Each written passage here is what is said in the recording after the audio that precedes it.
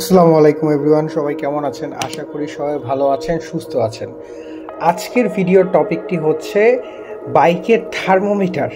ওকে, বাইকের থার্মোমিটার মানে হইতেছে টেম্পারেচার এবং ভোল্টেজ এলসিডি প্যানেলে শো করবে এরকম একটি ডিভাইস নিয়ে চলে এসেছি আপনাদের সাথে কথা বলতে।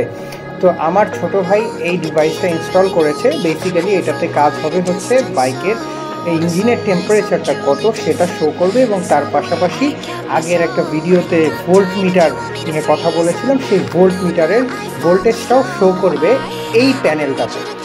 তো আমরা প্রথমেই হচ্ছে এই প্যানেলটা লাগাইতেছি। তো লাগানোর যে ভিডিওটা সেটা আপনারা স্ক্রিনে দেখতেই পাচ্ছেন। তো কীভাবে লাগাইতে হবে সেই প্রসেসটা দেখানো হচ্ছে। তো জিএসএক্সআর বাইকে বেসিক্যালি হচ্ছে এইটা জিএসএক্সআর বাইকের ফ্রন্টের ড্যাশবোর্ড তেমন একটা জায়গা নেই এবং সব জায়গায় লাগাইলে আসলে দেখাও যাবে না ক্লিয়ারলি, একটু ভালো লাগবে না সব জায়গায় লাগাইলে। তো সামনেই যে লাগানোর জায়গাটার জন্য ব্যবস্থা করা হচ্ছে। তো এই জন্য হচ্ছে একটা ক্লাম তৈরি করতে হবে।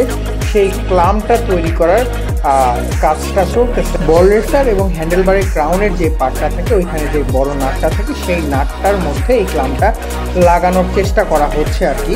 তো এইটা এখানে সেট করার পরে কিভাবে লাইন দিতে হয় সেটা দেখানোর চেষ্টা করব। তো থার্মোমিটার কেন? থার্মোমিটার এই কারণেই কয়দিন ধরেই আমরা দেখতে পাচ্ছি যে বাংলাদেশে প্রচণ্ড পরিমাণে দাহ সৃষ্টি হয়েছে, যেটাকে বলা যাইতেছে হিট ওয়েভ।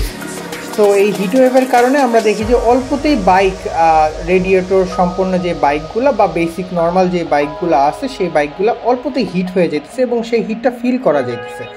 তো এইটা কিন্তু বাইকের জন্য ক্ষতিকর, লাইক এটা বাইকের ভালো একটা ক্ষতি সাধন করে। সো এইটা যাতে না হয় বা আমি যাতে কনসাস হয়ে যেতে পারি সেই কারণেই এই থার্মোমিটারটা লাগানো হচ্ছে।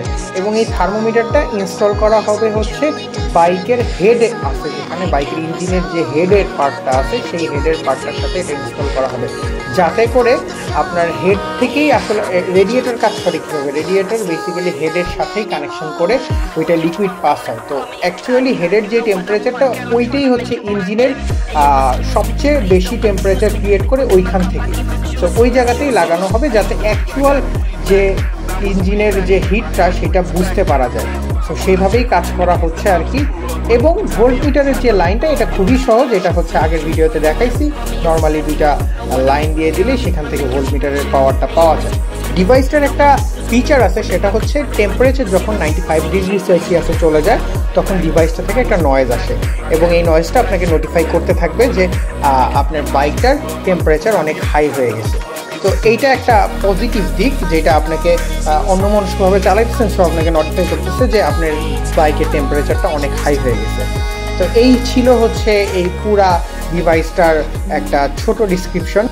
তো এই ছিল আজকের ভিডিও। সবাই ভালো থাকবেন, সুস্থ থাকবেন, আমাদের চ্যানেলটিকে সাবস্ক্রাইব করবেন। ধন্যবাদ। আসসালামু আলাইকুম।